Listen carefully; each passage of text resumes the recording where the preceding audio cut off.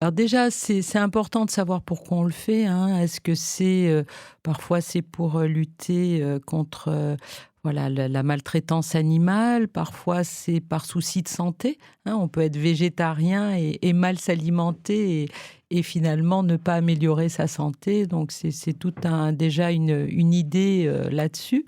Ensuite, si on veut, commencer, donc on va commencer par diminuer notre consommation, de viande.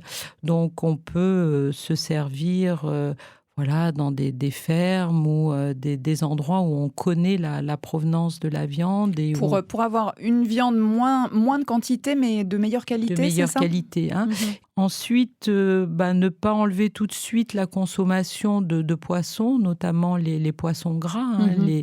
les sardines, le maquereau, puisqu'ils contiennent, une source d'oméga 3 importante. Donc ça pourrait être un 1er Une palier, transition, on une devient transition. Pesco, pesco-végétarien. On fait une pesco, étape voilà. pesco-végétarienne.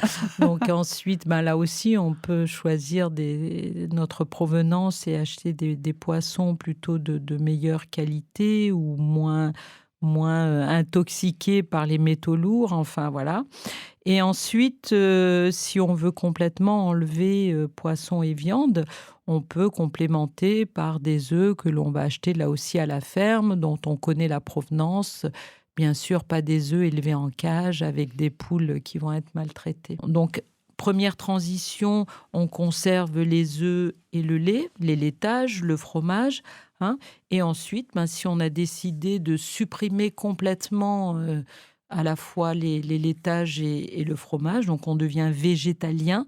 Donc là, par contre, c'est important soit de se documenter, hein, on peut trouver sur internet ou, sur des livres spécialisés, ou d'aller, faire, d'abord une prise de sang pour voir si on n'a pas de carence, Mmh. en fer, en vitamine B12, et aller voir une diététicienne qui va vraiment vous accompagner, sur, les proportions de chaque produit.